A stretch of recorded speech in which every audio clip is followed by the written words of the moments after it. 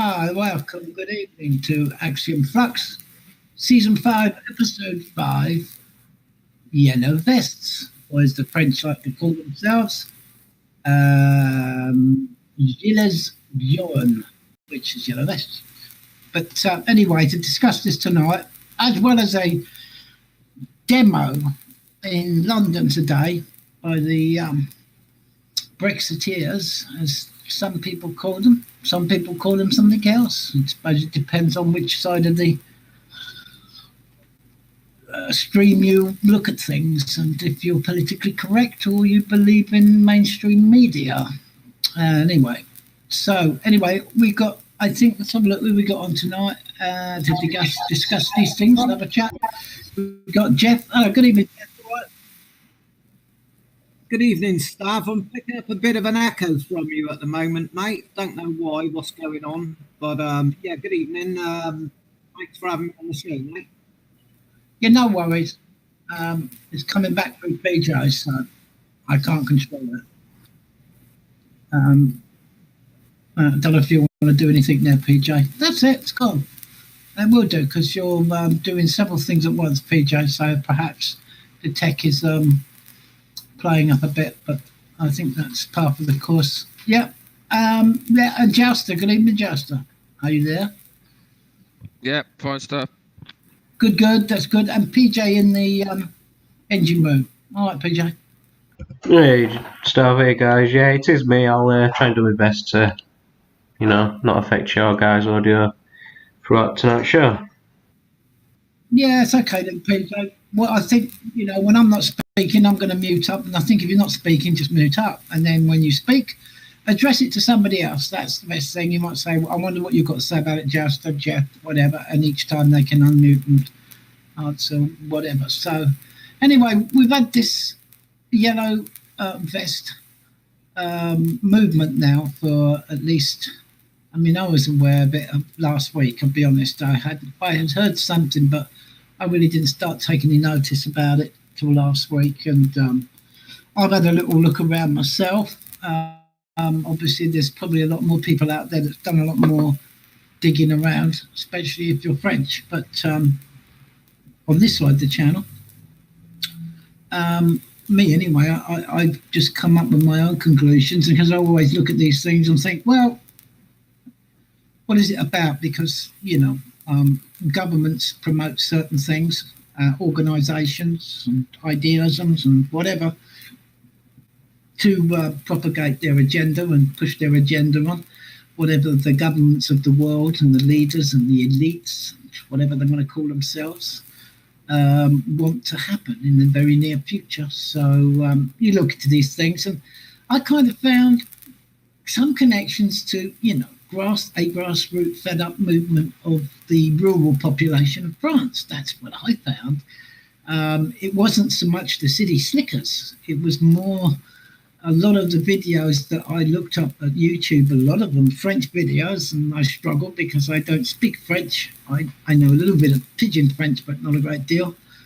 But from what I could pick up, a lot of it is from the rural area, and these people are being completely slaughtered with taxes and prices and inflation and everything. Basically, and I think it's all coming from the EU, obviously, because they're all members of the EU. They have the same currency, and their whole economies are linked to the one big hornet's nest in Brussels, and occasionally in the borders of Switzerland. But there we are, once a year. So I find, anyway, that there is a grassroots connection to the movement, but there's obviously infiltration. But there's no political, as such, party or organisation behind them. There's nobody like George Soros. I couldn't find a George Soros or any, foundation or ORGs from. Or NGOs from Brussels or anything. I couldn't find any, real link. And it seemed to be just mostly these rural people. I'm not fantastic with the history of France. I'm sure there's plenty more people that might be in here tonight that are. And I'm not 100% with the culture of France, but I know that, like most countries, each area is completely different from another area. And the rural areas that I know, because I know a few friends who live out there, is completely different to the city parts. The same is in England, I think, in the UK. So there we are. So that's what I found about them. Now, it seems to have kicked off, a lot of it. People say that it kicked off because of Macron, wanted to charge higher taxes on fuel, and that seems to be the main thing put out there why these people have come and protest in Paris and all over the cities as well, not just Paris. And well, there was a reason. I found a link myself. Yeah. I was just going to ask, actually, do you think that they're hiking the fuel on tax so that they can use the money to import more migrants? Because I've heard this. I don't know whether this is true or not. Well, it could be. It could be. I mean, I found a much more easier thing. And it's to do with the ECB, European Central Bank. Mario Draghi announced this a while ago, that they were going to taper their quantitative easing, which is bond buying of countries' treasuries, countries' bonds, is bailing out their bonds. They've nearly bought $3 trillion dollars or euros. I'll have to look. I think it's euros worth of other countries' bonds, buying, bailing out the country's treasuries of each country of the EU. And now they've tapered off from 30 billion, I think it was, a month down to 15 billion. And then within about a week's time, it's to completely end. Now, the ECB has said to the EU has said to the countries, no more bailing out. We cannot buy back your treasuries. So you're going to have to find the money for the debt elsewhere. So Macron has been told by the Brussels elite that he will have to tax the people of France to make up the shortfall that the QE was doing. Basically, and they're cutting that because they have to cut the quantitative easing. They have to follow the Federal Reserve, who has cut back on this a lot to a very small amount compared to what they were doing. 5, 6, 7 trillion since 2008, something like that. The Federal Reserve. So basically, this is, I think, the cause of Macron doing this. And of course, what they can do, which I think is part and parcel, and then I'll put it out to whoever wants on the chat. I was going to put up an article for that, but I don't think I need to. Because the bottom line, Jeff, is basically Macron knows, and the EU knows, that these rural people cannot pay these taxes. So they can then move on to these rural people's land and dispose them of their land and make them disappear. So the rural people... So it's a sort of a bailout being forced on the rural people of France so that they can dispossess their land when they've got no money left. That's right.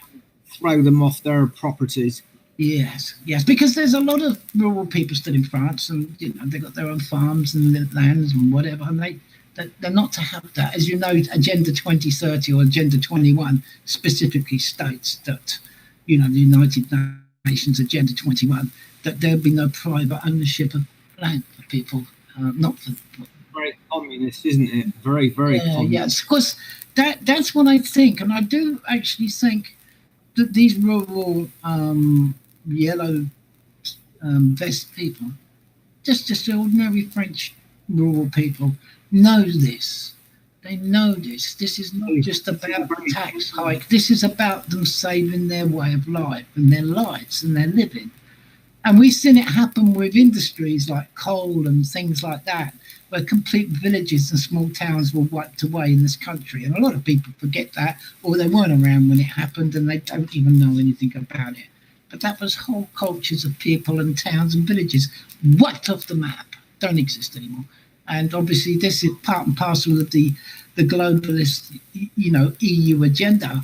And so, you get the people off the land, you take it back, it becomes part of the state, the communistic, globalist, one world government ruling elite state, and jobs are good ones. So I think that's what the yellow vests are. I think the grassroots movement can see this, and they're fighting for their lives, basically. That's sounds like what's happening in South Africa with the the farmers being thrown off and killed or thrown off their land by the was it the Bandy people or some? The Bantu. Well, this goes back a long way. But again, go and read that, and don't be fobbed off by the politically correct Wikipedia version of it, saying it's just a language when it's not. It's a race of people. So there we are. But yes, that's what I think. That is what I think about the Gilets jaunes. The yellow vests, because I found a strong grassroots connection there. So people will come in and say it's all conspiratorial to cause unrest and a civil war and a new world order can move in. Well, if they don't do anything, they've had it anyway, haven't they?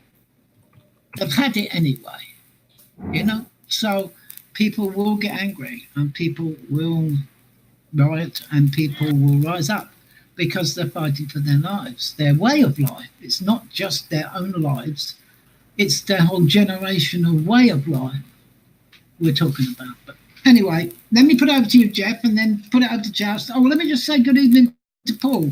Paul's just come in, and I'll put it over to you, Jeff, to have your say about it, and then Joust, and then Paul, and then PJ.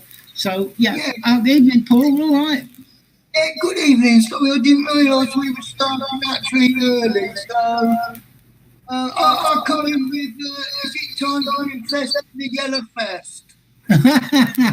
Okay, mate. Well, I've got one. I've never worn it, and I swore I wouldn't wear it, but there are exceptions, I think. But that's all conjecture anyway. But anyway, that's good. I just want to slightly interrupt, Stav. What I want to do is I want to kick off with a little 5-minute video. And meanwhile, is it possible if you can try and do something to your audio, because we're getting a lot of hissing on the playback for viewers. So while you turn your squelch down, and Paul, you're also feeding back as well. I don't know why and what's going off tonight, but I'm going to do my best anyway for everybody that's listening in. But just to buy us a bit of time to do that, I'm going to play a little video, yeah? Especially if we've missed most of what's gone off today, that is. If that's alright with everybody, yeah? Yep. Yes. No worries. Go for it, PJ. Will do.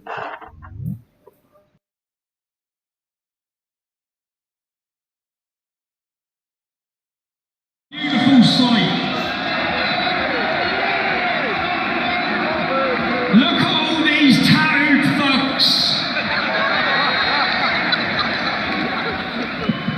First of all, what you've witnessed this week by the media and the establishment is fear. They fear this. Yes. They fear it that can be politicised across this country. Yes, mate. I'm going to be honest as well. I don't want to seem like I am jumping on the Brexit bandwagon, because I was not one of the main campaigners for Brexit. I diverted all my time and attention to the Islamisation of this nation. But the reality is, whilst we're governed by Brussels, all the problems that I speak about, all the problems that I raise, cannot be solved and cannot be sorted unless we govern our own country and we're not ruled by bureaucrats in Brussels.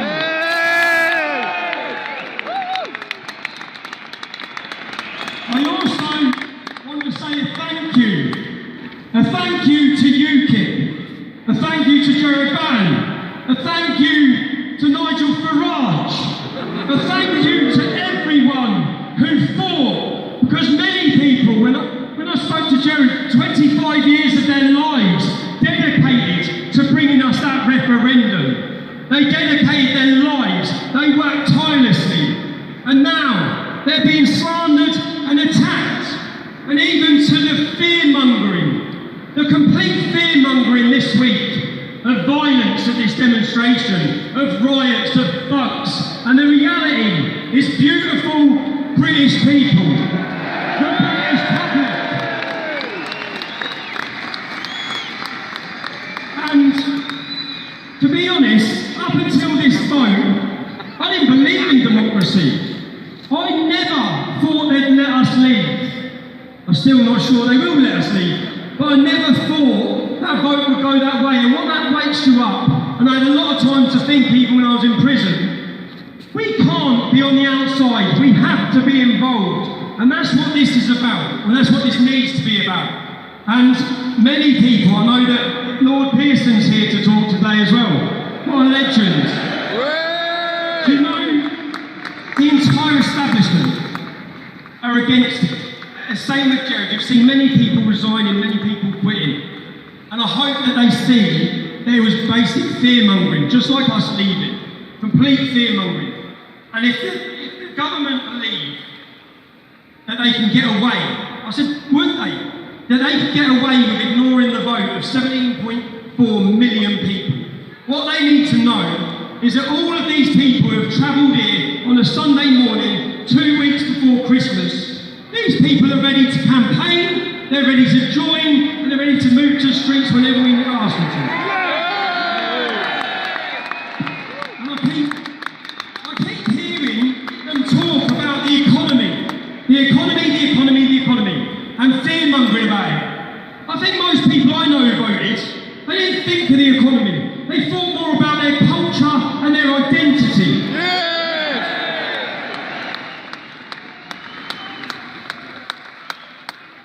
And I did prepare a speech here, but to be honest, I'm going to leave the Brexit issues to the people who've been campaigning for 20 years and working tirelessly for it.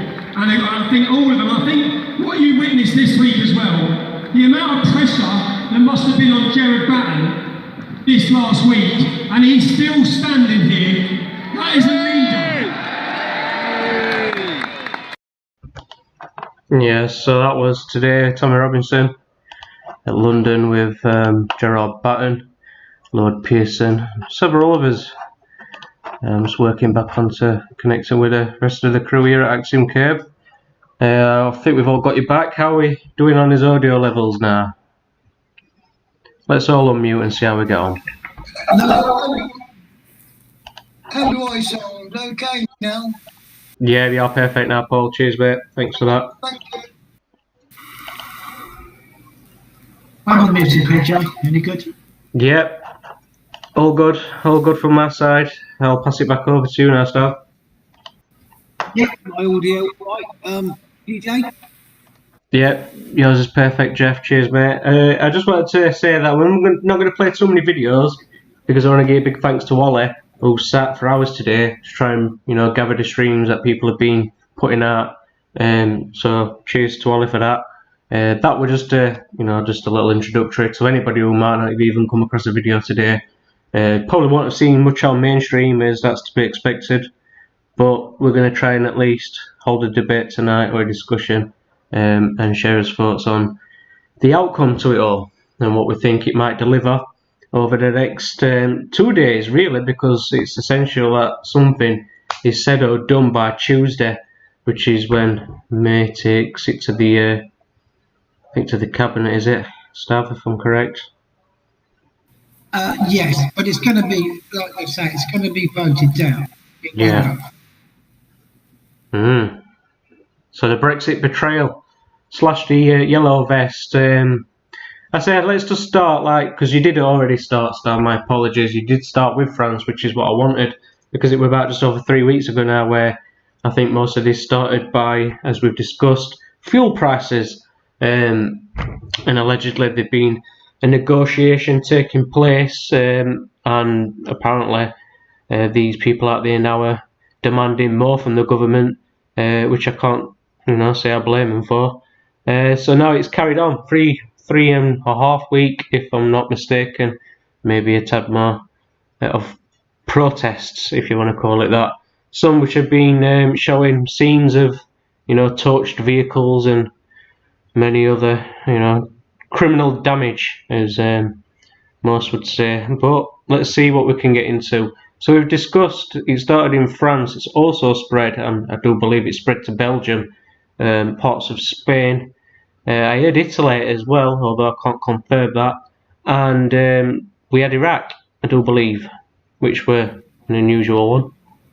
And Serbia. Oh, was it Serbia? So it wasn't Iraq. No, Iraq as well. Serbia Oh, Iraq and Serbia. Right, okay. Any more? No, that's about it, I think. Right, no worries. So today we've had the Brexit betrayal, which apparently was started by Tommy Robinson, but I don't believe that is just the case of it solely being him.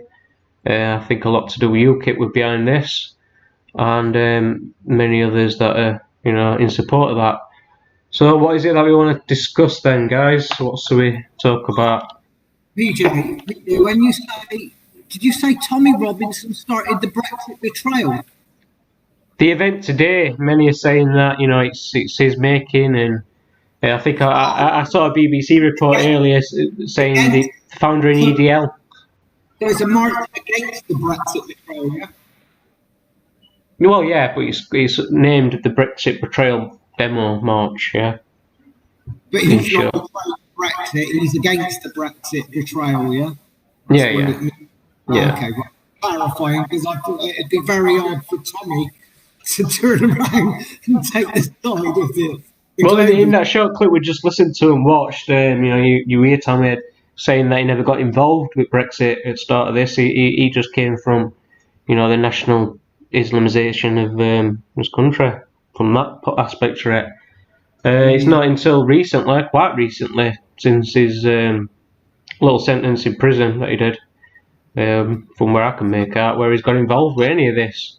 In London today, we had, was it 2 protests? We had one which was the Brexit betrayal one, or the anti-Brexit betrayal one, if you like, which is by Tommy Robinson. And you had the other one, which who exactly? Like the Remainers one or something? Yeah, we had a mixture today. We had a mixture of different groups of people that are in support of many things. So this is the thing I've noticed, PJ. In this country, the people are still massively divided, whereas in France they seem to be left and right seem to have united. So in a way, people have come together in France to fight the globalists, by the sounds of it, and yet in our country we're still divided. Divided power. It seems to be that big difference. So whether there will be any mass revolution over here anytime soon, I can't see it at the moment, sadly. I think the people do need to unite, left and right. Left and right need to unite, get together and fight. Fight for all they're worth. That's what I believe. Stand up and fight the globalists. Tell the globalists where to go. Sink some broadswords down their throats. These globalists need to be dispatched fast, in my opinion.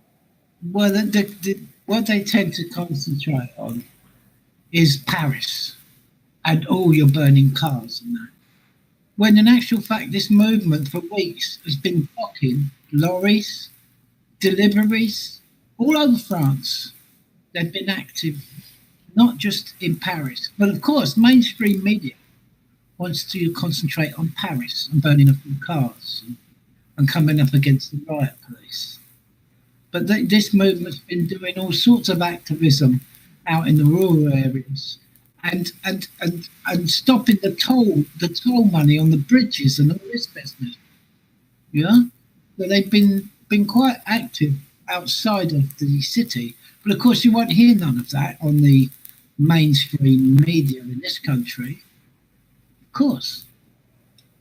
There's just one other thing I don't understand about this yellow vest movement. Could they not be wearing bulletproof vests? Because I've heard that they've been using snipers against them. Well, there's that rumour. Alleged videos showing. I mean, that could have been Bataclan, it could have been Charlie Hebdo. Who knows where the videos came from? But I digress on that. There's an irony. It's a piss take because in France and on the continent, you have to have on display a yellow jacket when you travel on the roads. It's a law. Right. That's what you. If you go to France, you've got to have a yellow jacket displayed on your back seat in clear view, right? For if you break down, because if you don't carry a level jacket, a yellow jacket, high vis jacket, that's against the law, and you'll get done. In on the continent, that is. I heard about it quite a while ago when a friend of mine went across with his caravan camper for a week around Europe just for a break, and he had to buy yellow high vis jackets and that to do so. So you know, this is a play on the system. This is why they're using the yellow jacket. Yeah, it's right. You know, kind of an irony, I guess, but it's also a purpose for that. You see. Yeah, I mean, that's, I said earlier on the show when I started it, my thoughts were about the movement. It's not got a political leader. It's not got Tommy Robinson and UKIP. You know? It hasn't got a political agenda. Yeah, which is a good way, really, because if you've got a head can be chopped off. Yes. Yeah, but be replaced by another head. But a head can be replaced by a second in command, and a third in command, and a fourth in command. So it doesn't have to end a movement just because. Many of them, Jeff. I got the interpretation and I wrote it down and put it the right way around. And a lot of these in the Roar said, we don't want Macron, we don't want the EU, we don't even want this corrupt system anymore. We don't need them anymore. I believe that. Yeah, well, we never have needed them, right from the early days of the so-called taking us into the common market for trade only. We've never really been in the From what I've seen, it's all been a hoodwink. From what I've seen, people from all over Europe feel the same way. The Irish, did they really want the Lisbon Treaty to go through? No, they voted. We didn't get a vote on it. The Irish did. But apparently they turned it. They knocked it back twice, and it got through on the third vote or something. But I mean, the same with the German. The German people don't want all this mass migration. I think they're sick to death of the EU. And Italy are against it also. And we've got several countries that are now said no to this UN migration pact. You've got Hungary and several other countries. I think Croatia. Yeah, Canada had a march the other day as well. And who was that, sorry? Canada had a march against the UN the other day. Oh, that's good. That's good. Good. They can shove their UN pact where the sun doesn't. They're very alike, aren't they, Macron and Trudeau? Yeah. Well, they're very alike in many ways, aren't they? The Canadians and the French have got strong ties, as we know. Yes. But then again, all the leaders are alike because they're all taking orders from above, the same orders. We mustn't. All I say about it is, and I mean, my interpretation could be totally wrong. It could be an agenda put in by the powers that be to bring about to progress the agenda further down the line for them, and it may all be. I don't think so, because from my research that I have done, which has been very, very light and brief in the time that PJ said we would do a talk about it. And I'm kind of interested in people, just ordinary people, is that, this isn't, people have got this middle class, like if it's something to aspire to or something that everybody should put themselves out to become. When you look at the systems across the world, and this is where I slightly differ from a lot of people, even in the conspiritual world, that there's got to be this big, mighty, powerful, elite big spider at the top of the pyramid. I've never really. I've looked at that, and I can't find him. Nobody can find him, whoever it is, or the small, tiny group. Some people say Rothschilds, but you know, Rothschilds, how many are there of them and how many families? Well, we just go through the history and we go from Amschel and that sort of thing, but that's still quite tiny. And I don't think they have the control and power of what they had 100 years ago or 150 years ago, or any of the Illuminati. Do you mind if I just read that thing I read out before the show started, which is... Well, who is he first? An opposing point of view. No, it's just a post I seen on Facebook. Oh, all right then, Jeff. Yeah, okay. I'm looking at it from. There's two different points of views. I'm not taking either side at the moment because I don't know much about it. But clearly, there's people saying that this is a genuine movement, and there are people saying that it's not a genuine movement. I'm not taking either side because I don't know enough about it. But here's that post I read. Somebody put this, and I quote. It says, "Sorry to burst bubbles, but the Yellow Vests riots, etc., are nothing more than a psyop, started for a reason to bring about the next phase of the New World Order. I have been looking at connections with, and this is but a ritual that encompasses historical events. I am talking about the Paris connections to the French Revolution." Sorry, I'm having a job reading this because of my eyesight, but I will manage it. So what was it? I am talking about the Paris connections to the French Revolution. When the citizenship was finally granted to the Jews of France, the Sephardim received citizenship in September 1790, and the Ashkenazim received it about 6 months later. Jews were given civic rights as individuals, but lost their group privileges.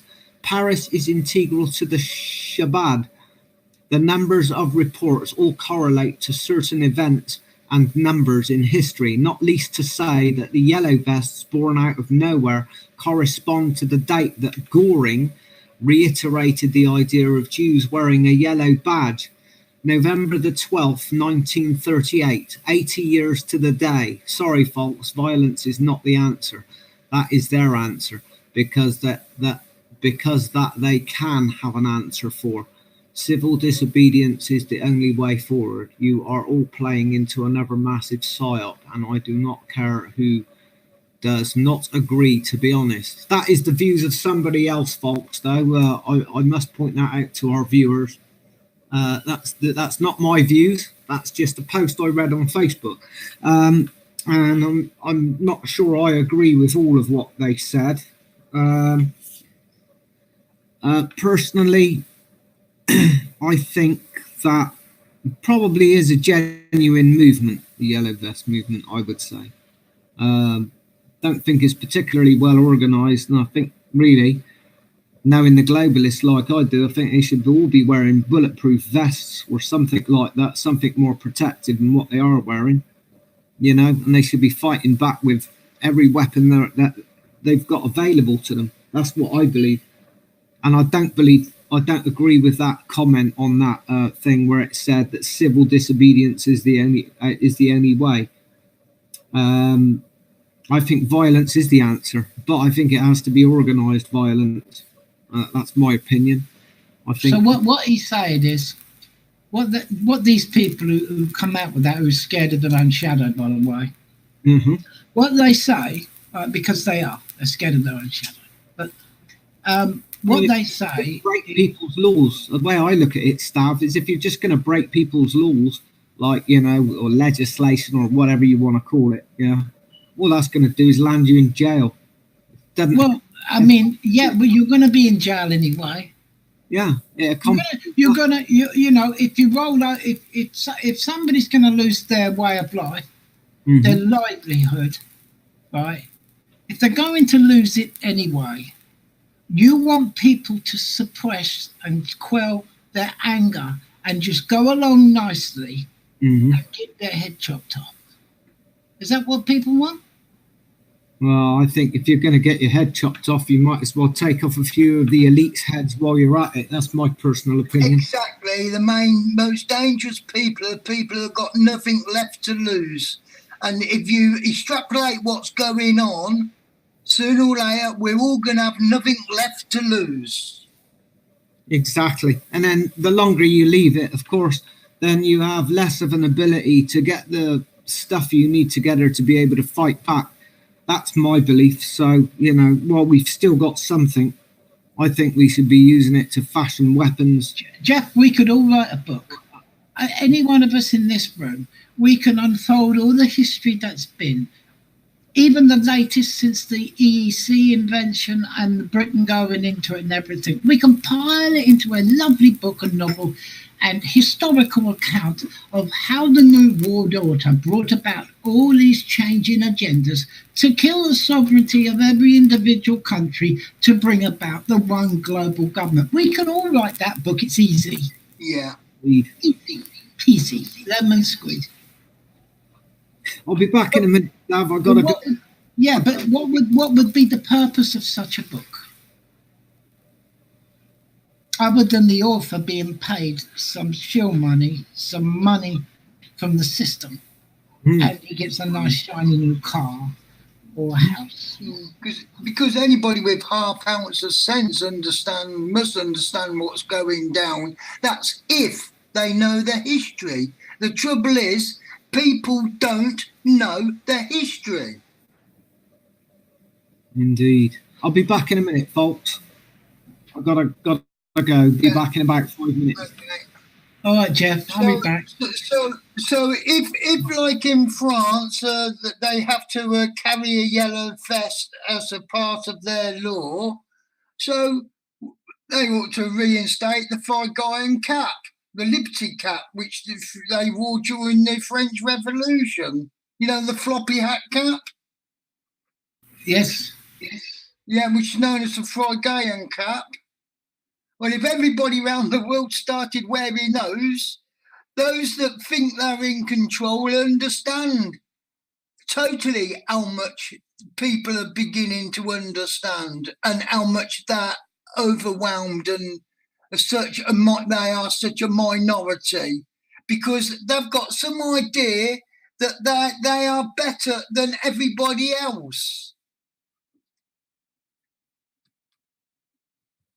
Yes, and let's God forbid the rest of the population of the country, just like during the miners' dispute and the destruction of the mining industry, because a lot of the population say, we can't afford to pay. Just get rid of them, will you? We're not paying that money. We can't subsidise the NCB. We can't do this. Why should we pay for it? Just get rid of them. I don't care about the miners.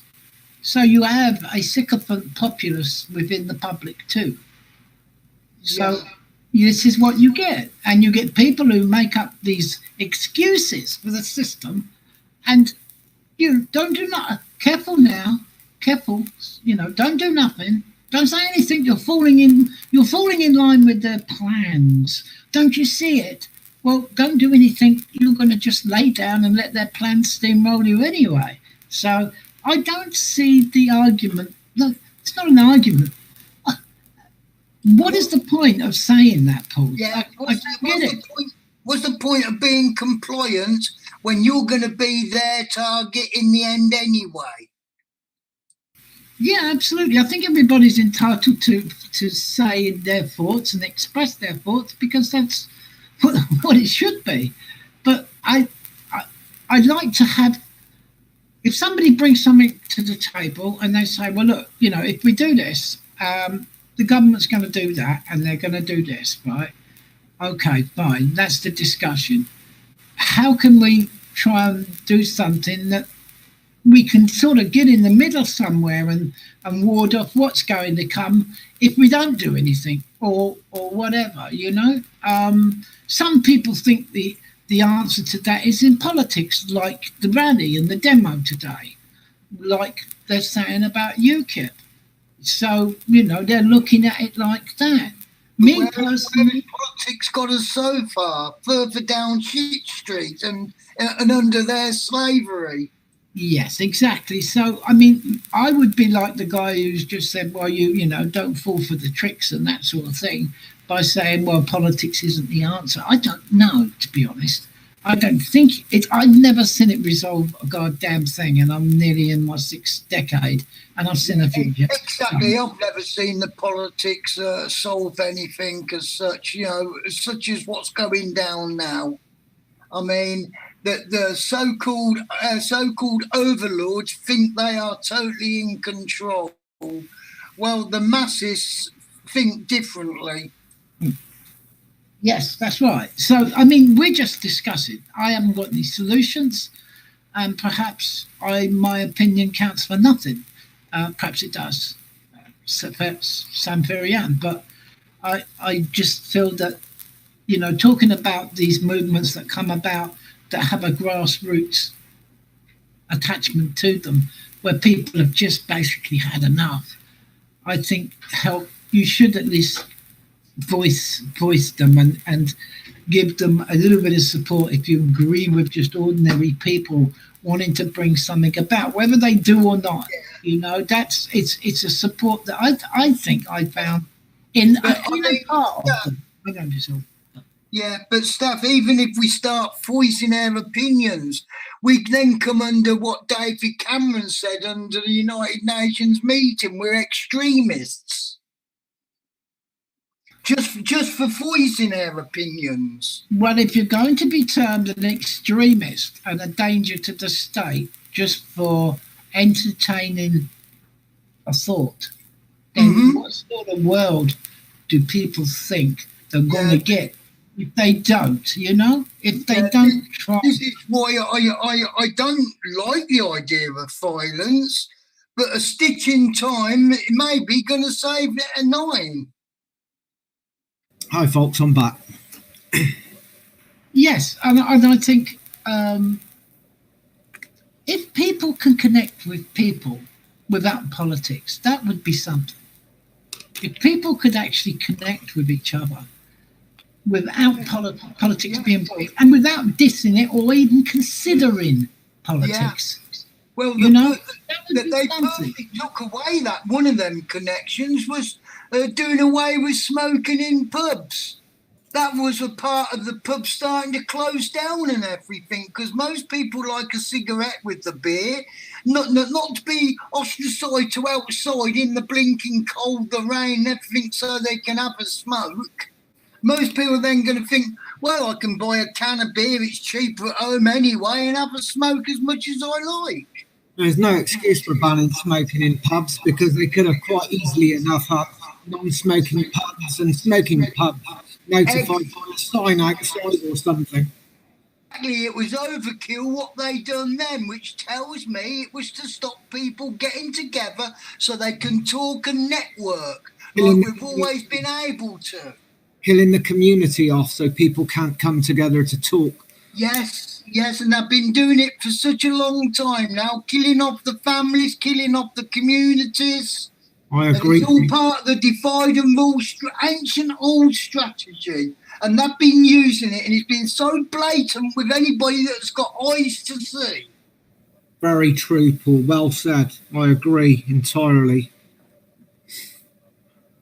Well, this is how they operate, of course. And I'm quite simple, really, when it comes to communities of people, or let's say communities, because the words are so bastardized today that when you say something, people go, you mean that, you mean this, I know what he's like, he means that because he mentioned that word. And it's so bastardized, the English language, that you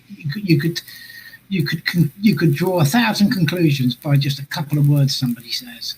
And it's really ridiculous. What really annoys me, Stav, is they don't just bastardize the words, they bastardize our history as well. Like people like Nigel Farage that get on their soapbox and say we are a Judeo-Christian nation. No, we're a pagan Christian nation. That's right. Let the whole world know we are a pagan Christian nation. And if nobody doesn't believe that they are, and they go along with it, then there's no Christmas celebrations at all in a couple of weeks' time, because that's part parcel pagan, because of everything that goes along with it in the way that they celebrate. You know what they'll be saying next? They'll be saying we're a Christian Judeo-Christian Islamic nation. No, we're not. We're a pagan Christian nation. Pagans and Christians, no Jews, no Muslims. We're a pagan Christian people. Never let your roots be forgotten, folks. We are a pagan and Christian nation. That is important. Remember that. They've been putting the slap on our blinking culture for so many years now. People can't see that it's makeup that's been put on our culture. Another thing. And then as soon as we start speaking out and sticking up for it, we're then called racist just because we're sticking up for our own culture. Exactly. And another thing they've bastardized as well is they've gone from saying the people are sovereign to Parliament is sovereign. Parliament is not sovereign. Their powers are lent them by the people. Exactly. By us. And if Parliament was sovereign and people weren't, if the people were sovereign and Parliament is not sovereign, we wouldn't have been sold out to foreign powers. Well, I think our leaders, of so-called leaders, the so-called ruling class, have forgotten their places and they need to be reminded.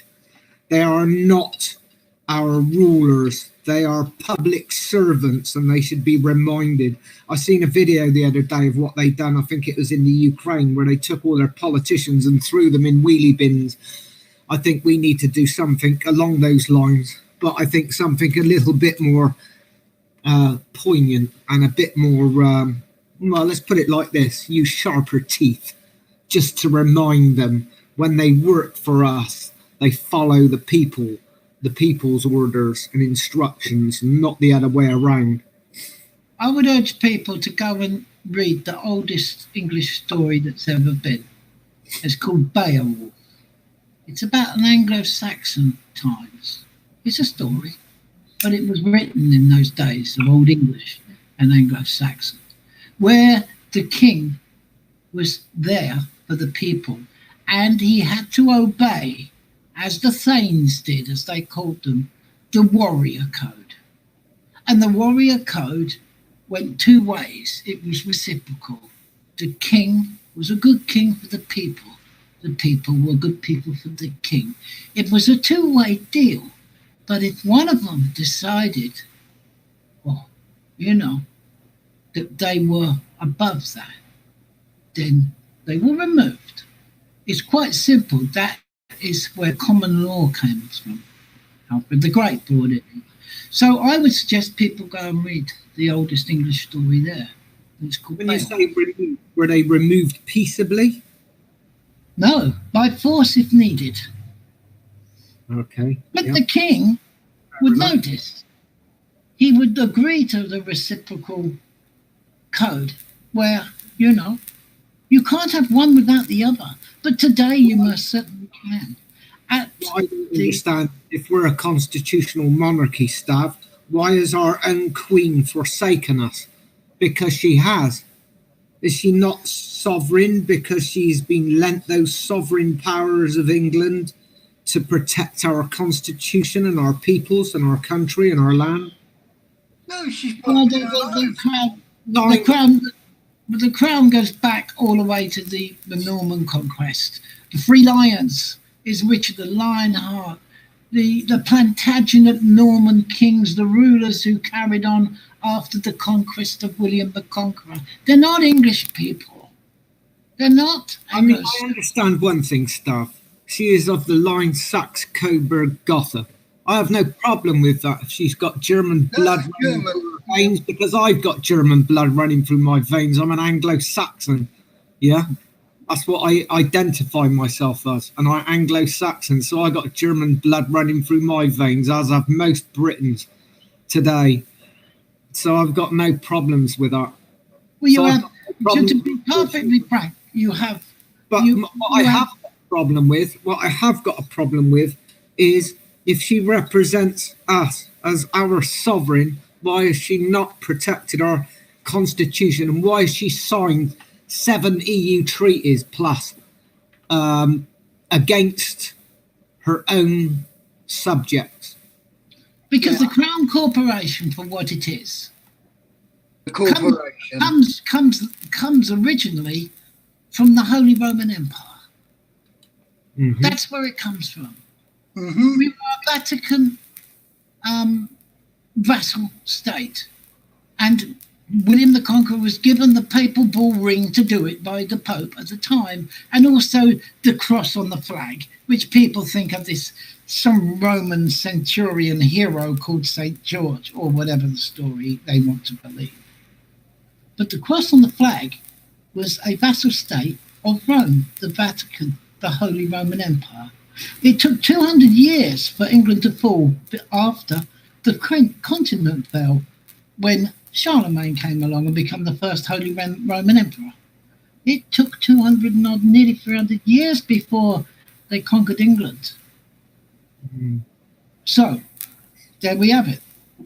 You know, that's where that comes from. That's where all that history comes from. So the Queen today, she's just a continuation of the Crown Corporation that a lot of people have found out about. You know, the royal ensign, the Three Lions. What else can you say? So people should go and check the history out. I'm not saying it's the reason why we are today with an EU dictatorship, although funny that the word and the place EU is 1,000 years old. Isn't that strange? Also in Northern France. Very coincidental, and that's in France as well, isn't it? Whereabouts in France is it, Stav? It's a region. It's an area, or what they call a area of northern France called EU.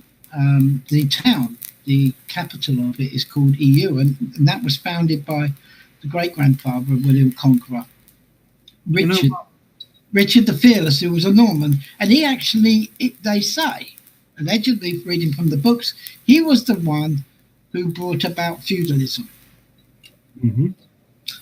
By this Norman guy, but ex-Viking, Viking blood as well, mixed in with Frank blood. That's what they were. They were descendants of Rollo, as you know. Yeah. Rollo. Yeah. Yeah. Rollo. So you know that's the history, and even the Entente Cordiale, if anybody knows what treaties are about, that was signed in the Chateau of EU, by, I think it was Queen Victoria at that time. So this place, EU, is quite important, but it's not the one in Brussels, it's the one further along the coast in the Normandy region, close to Dieppe, that sort of area. But there we are. Something, Stav, I've never ever liked the word Europe. It sounds like somebody attempting to projectile vomit everywhere. Europe! You know what I mean? It sounds wrong. Where do you think it comes from? What, the word Europe? Yeah. I don't know where. Well, I just happened to mention didn't I? EU. EU, so it's just the first two letters of the word Europe, I suppose. Yeah. Is it Europe to make a news? I don't know. I've heard people calling it Europa, but Europa is one of the moons of Jupiter. I'm not trying to make anything fit. It's just, they may be coincidences that I found in way back history. But, William the Conqueror was married in the chapel in EU. It's still there today. What really gets me is the lack of courage of the British people. It really... Yeah. It's the cowardice. They got a yellow streak down and wider than Yangtze River, mate. Our forefathers defeated the Danes, and the Danes were like tough as hell. We beat them. We forced them back. Let's not forget that one of the most powerful people of the time of the Crusades, the Knights Templars, they were done in by Philip of France with conspiracy of the Pope of Rome at that time. They were taken, their land was taken, their money was taken. Yeah. And they were burnt at the stake, the last leaders in France, I believe. And that's all because the King of France owed them money. Yes, that's right. Again, it's that area. In conspiratorial mode with the Vatican. I don't want to live in a vassal state, Stav. I don't want to live in a vassal state ruled by Europeans. I want to rule the Europeans. Really, the whole of Europe should be under the Union Jack flag of England. We should be ruling Europe. We should be kicking their asses all over the place every time. Oh, yeah. And by the way, a lot of the Knights Templars' money and land was given to the Knights Hospitallers. Of Malta. Yes. Now, who supports Malta and the Knights Hospitallers? Who goes around with a great big Maltese cross, honor regalia? Yes. So, I mean, I'm just saying, are these coincidences or are they part of history? And the connection, is it all still there today? The connections are there all still today because these people work thousands of years in advance. They plan thousands of years in advance, generations in advance, they plan. But this is all connected to, I mean, we must keep on topic, the yellow vests of France, the people, the rural district area people, which I think are the majority of these yellow vests from my little bit of research that I've done. And they seem a grassroots movement people. And they just fed up with being completely, driven down the ground. And they can see that their way of life will probably end up, disappearing because of what the EU globalist agenda wants. So I think personally it's part of that. I could be wrong. Maybe I am. Who knows? But it's just my thoughts. That's all, guys. Well, I wish them luck. I think the peasant class, like you and me, have had enough of all the elite class, or even the civil service or the middle class, because the middle class is really like you iterated earlier stuff. To be honest, I don't mind being a peasant. I've been a peasant all my life. I happily rise up against these scumbags. I'd lead the bloody battle against them. I'd be at the front of the battle against them. Quite happily. If I had an army, I'd do it today. Who we got with us? We got somebody who's just come in here. Who is this? Hello? Who's our new fellow jitster?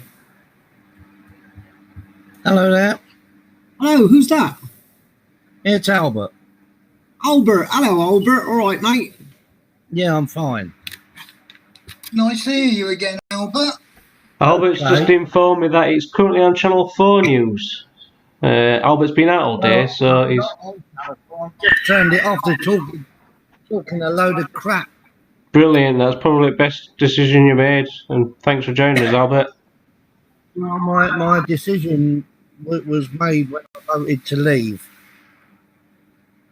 What's that? Sorry, about Channel 4, did you say?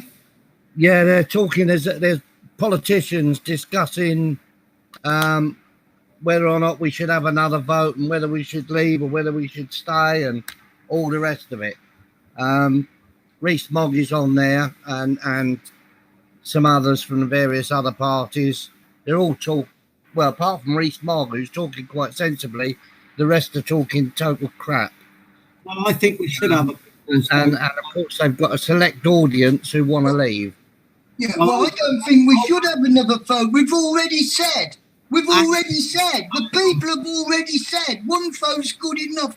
One vote took us into the common market, did it not? And we had to abide by it. Paul, should we not have a people's vote to decide whether we hang these traitors by their entrails and tear out their kidneys? Yes, we should have a vote for that. Because I'd be the first one to be the executioner, quite happily. I tire of these protests, and I tire of these petitions, and I tire of all these civil disobedience. I say it's time to fashion weapons, adorn our bulletproof vests or whatever chainmail we've got lying around, grab our broadswords and You know, let the blood flow free. That's what I say. Let the blood flow free.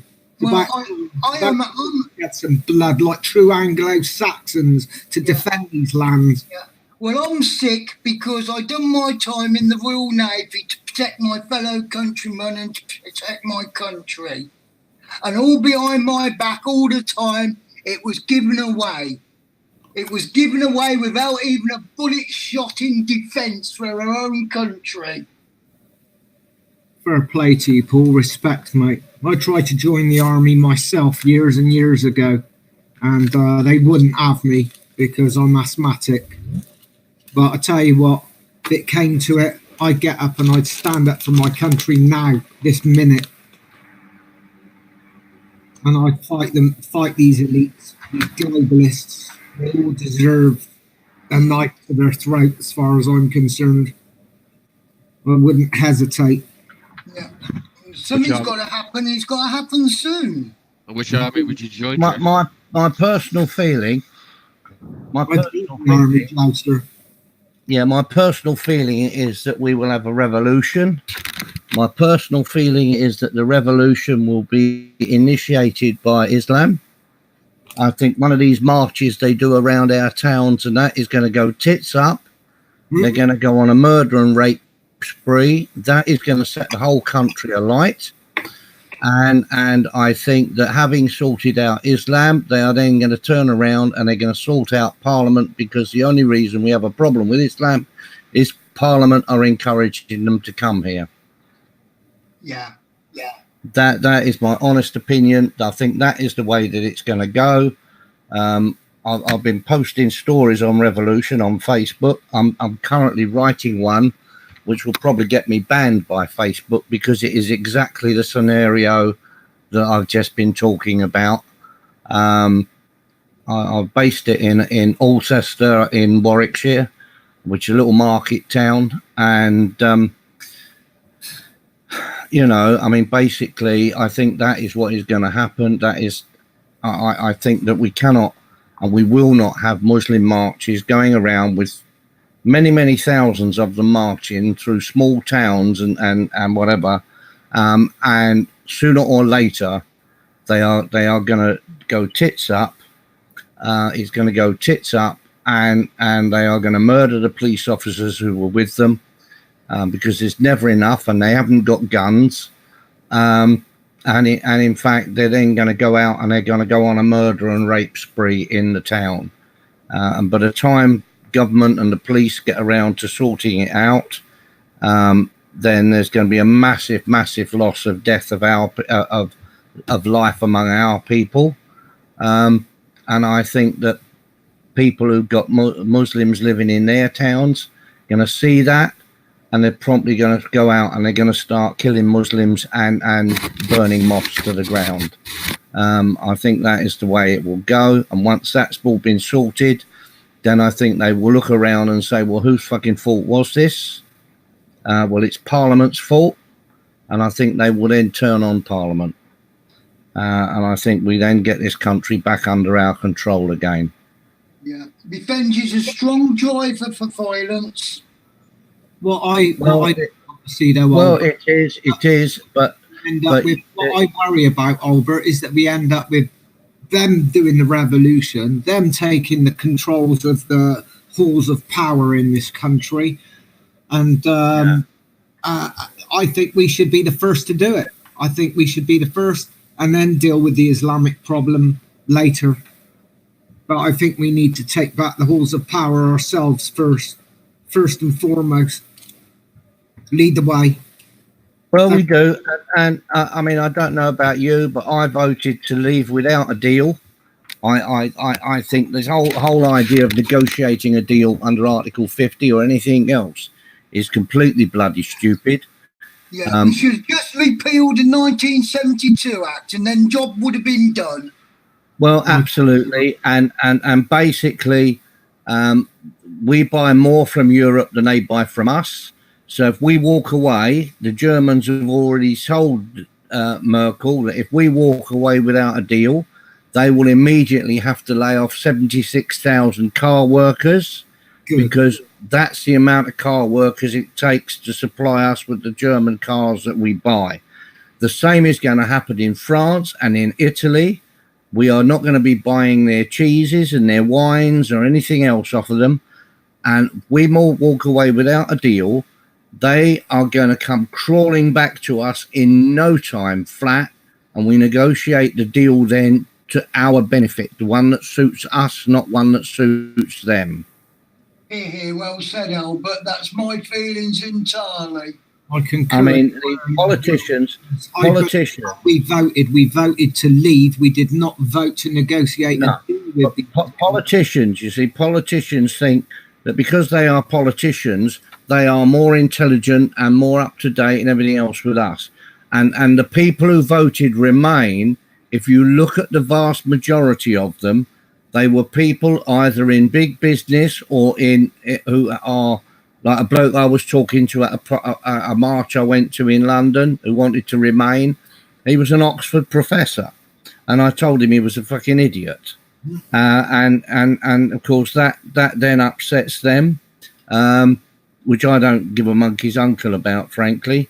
But the fact is that these are all academics, big businessmen, and they want to remain in Europe purely and simply because they are getting rich out of Europe and the rest of us are suffering. You know, how can we have a government that can sit back and give money to foreign countries whilst we have food banks on the streets of England? I mean, that is disgraceful. We fought 2 world wars and we never had bloody food banks. Indeed, it's treachery to the highest degree. If they, you know what I mean? We did not have people dying on the streets, particularly ex-servicemen dying on the streets. You know, we don't have that. I mean, Queen Elizabeth I, she brought in her Poor Law of 1571. And in that Poor Law, she made it obligatory for every household to pay a penny in the pound tax, a local tax. And then once a month, the local council and the constable, and if you had one, a sheriff, had to go out and sweep the borough, and any down and outs that they found, they had to pick up. They had to house them, which is where the almshouses come from. They had to house them, make sure they had respectable clothing to wear. If they needed medical care, they got the medical care that they needed, or the best available that was they could get. They were given money to buy food and a few bob pocket money so they could go down the local and have a pint on a Friday or Saturday night. And I mean, that was Elizabeth I in 1571. That was far more humane use of our council tax, because that's what it was. It was the beginning of the council tax. That was a far more humane than we have today. Yeah, not only was it humane, it was more cohesive rather than what's going on today, which is very divisive. Yes, well, absolutely. You know, and there is no reason whatsoever why we should have people living on the streets. None whatsoever. I understand. I accept. I mean, where I went to school, we found a couple of tramps came around every year, and we got talking to them one day. They came around, stayed in a chalk cave. They went out and caught pheasants and rabbits and stuff and fed themselves. And we're talking to them one day, and one of them said he'd been an actual Oxford professor. He'd been teaching science in Oxford University, and he got up to go to work one day. He's got a nice big house. He's got a flash car. He's got a wife. He's got kids. He got up, got dressed to go to work, had his breakfast, walked out the door, briefcase in his hand, walked straight past his car and never looked back. And then he became a tramp. And then after he'd been missing for 10 years, he phoned his wife up to say, I'm fine, but I'm not coming home. You know, carry on without me. Get yourself a divorce or whatever. I'm happier now than I've ever been. And the man was living rough on the street. Well, he wasn't on the streets. He was a tramp. And it was sort of like a life where he would go out and, you know, if he wanted to make bread, then they'd go and pick up some wheat from a field, and they'd grind it all into usually a couple of stones, and they would make themselves some pancakes or something like that. But they would live on catching rabbits and pheasants and other things. you know, Yeah. and Amazing. It's absolutely amazing. I've just noticed a post here. Somebody said, yes, they're at it again. 340 is a picture on Facebook. It says 340 MPs get energy bills paid on expenses. One multi-millionaire Tory claims almost £6,000 to heat his second home. I'm sure that's true. Incredible. I'm sure that's true. Well, I'm I'm ready to face them on the battlefield. I mean, I've got disabilities, right? I've had disabilities most of my life, and I'm ready to face them on the battlefield. I'm ready to go to Valhalla. I'd rather die with a sword in my chest than stand by and see my fellow Britons, you know, betrayed by these traitors. Well, this is the point, isn't it? You know, I'm ready to lead. I'll lead the battle. I'll happily lead the battle. You get me the army, you get me the weapons, and I'll lead the food. No. I mean, this is the point, isn't it? People are now reaching the stage where we are getting pissed off, and I've said for a long, long time, the most dangerous animal on the planet is a pissed off Englishman. Yeah. Because frankly, we get pissed off. We don't take prisoners, but we use our heads while we're being pissed off. You know, we're not like bloody foreigners. We don't just all shout and scream and charge straight bald-headed at people. We use our heads and we think about what we're doing, and we think about how... It's not a knee-jerk reaction, it's considered reaction. Well, that's correct. And the idea of running head first in battle with a broadsword in my hand. They can kill a few. I like the idea of just running into battle with a broadsword in my hand and take as many of their heads off as possible before I get topped. I'm not worried. I'm ready for Have battle. you got a broadsword? I'm a heathen pagan. I couldn't give a crap about where I end up as long as it's Valhalla. No. Have you got a broadsword? No, I'd have to get someone to fashion me one. I've got a A couple broadsword. of blacksmiths. You've got one. I have a knight's broadsword. Yes. I also have a naval boarding cutlass. Nice. And I collect swords. And a bow and arrow. I've actually got a long bow, yes, and I make my own arrows. Good one. I think it's time to go into the battlefield. Albert, can I ask you a question? Hang on, Jeff, hang on a sec. I just want to ask Albert a question. Evening, Albert. What's your thoughts on this United Nations Immigration Pact, which Theresa May is going to sign at the Marrakesh? I think it's extremely bad news. I think Theresa May needs taking out and hanging up off the nearest lamppost, and preferably now, before she has a chance to sign anything. It's just going to open our borders. We won't have borders. Any idiot can come in from any part of the world, and flood us with immigrants. We are already sinking under the weight of immigrants. Now, I've heard that, you know, once they've signed it, they're going to incorporate it into a human right, and anybody who opposes it will be a criminal act and put in prison. Have you heard the same? Well, I saw a thing. There's a thing called the Judicial Committee, which is about a dozen or so judges. I've got the right to Lord Burnout, who's the Chief Justice, because the Judicial Committee have come up with a recommendation that if we criticise Islam, we could go to prison for 6 years. The hate speech. You know, but yeah, for hate speech, we can go to prison for 6 years for hate speech. And yet judges can sit there and they can allow a Muslim rapist to walk out of court for raping a child on the grounds that his religion and the way he was brought up, he didn't know it was illegal in this country.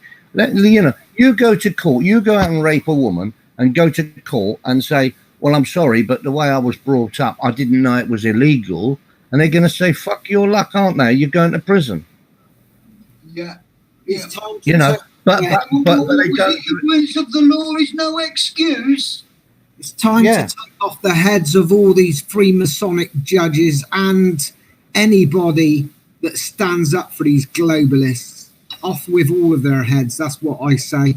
We must act in haste, I think, before we end up with the weight of more immigrants in our lands. The thing with immigrants, right? The thing with immigrants is, I think that we can't collectively say, immigration is bad.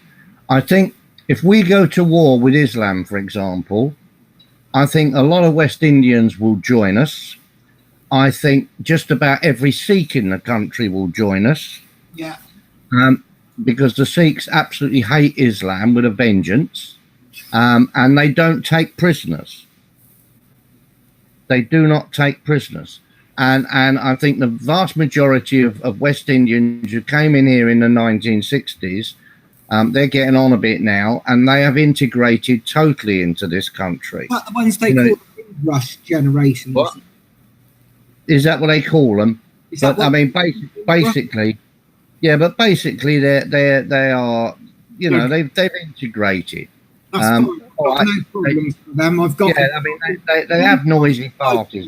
It's with the only problems I got is with the supremacist ideologies, i.e., Judaism and Islamism. That's the only problems I've got. I consider this a pagan Christian nation. It always has been. All these politicians that say that it's a Judeo-Christian nation, they also need hanging and beheading. Because this is not a Judeo-Christian nation. We know what the Jews brought with them. They brought their money lenders with them and corrupted our financial systems, which has left us in the mess that everybody's in. So I think... They call it Judeo-Christian because it was the first Christian church started by Peter, who was a Jew. And so they call it Judeo-Christian.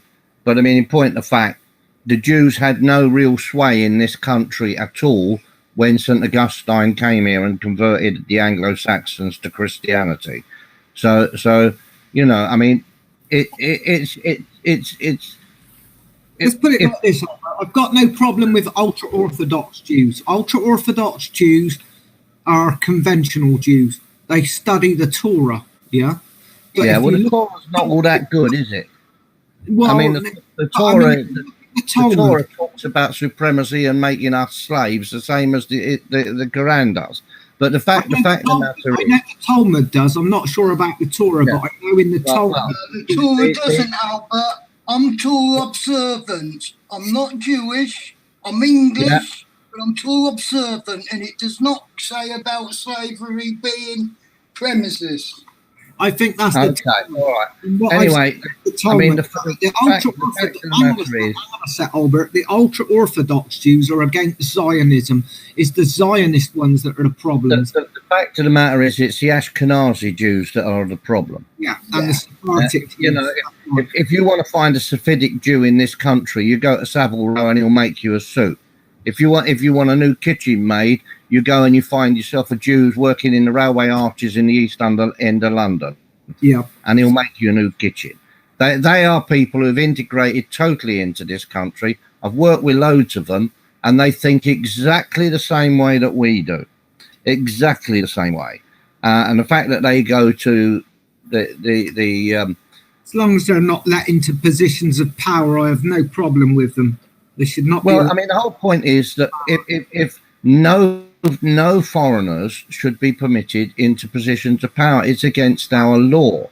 If you take the 1701 Act of Settlement, which just reiterates what was started by Alfred the Great, it says in there that a naturalized subject gets most, though not all, of the rights of a natural born subject. They cannot receive any order of nobility. They cannot sit in either House of Parliament. They cannot sit on the Privy Council, nor can they hold offices of public trust, military or civil. Now, in 1949, the Labour government, and in every single case where something's gone through Parliament that has harmed us, it has been a Labour government that's done it. In 1949, the Labour government put through a Nationality Act, which amended the Act of Settlement. so that they were allowed to give no acts of nobility. They were allowed to give them knighthoods and make them barons. They were allowed to sit in Parliament in both houses. They were allowed to hold offices of public trust, military and civil. The difference being, of course, that the 1949 Nationality Act is ordinary statute law, and the Act of Settlement is constitutional law. Mm-hmm. And in fact, a statute law cannot repeal by implied repeal a constitutional law. So basically, everybody sitting in Parliament now who is not a natural born Englishman is in fact sitting there illegally. Everybody holding an office of public trust, every black or Asian policeman you see, Chinese policeman, whatever, every one of those is only impersonating a constable legally because they shouldn't be there. That sounds like good advice. So if we were to take back this country, how would we determine who's got Anglo-Saxon blood running through their veins? Well, it's natural. You're just natural-born subjects, aren't you? And well, you bring it back to constitutional law. Yes, that's the point. Maybe we should do DNA tests to determine that we only put in Anglo-Saxon bloodstock into positions of power. Well, do you know what? 80% of the people in this country, if you do a DNA test, you will find that 80% of us have Celtic blood in our veins. Yeah. And that is passed down through the female line. So 80% of us go back even further than the Anglo-Saxons. Yeah. That's okay. That's good. Back through the female mitochondria. No, they can have Celtic blood, they can have Anglo-Saxon blood, they can have pagan or Christian blood. I've got no problems with that at all. But anything else? You know these things where you can pay to get your DNA checked to find out where you came from. Ancestry checks, yeah. Right, yeah. Do you know that they were caught out because what they've been doing when they've been writing the reports, in order to make it more acceptable for us to think of foreigners and black foreigners in particular in a more acceptable light, the companies doing the DNA testing, I don't know if they were doing it on government orders or not, but when they write you your report, they include black ancestry, which is not actually in your blood. So they've been bogus reports then? They've been bogus reports, yes. So DNA is no good a test then?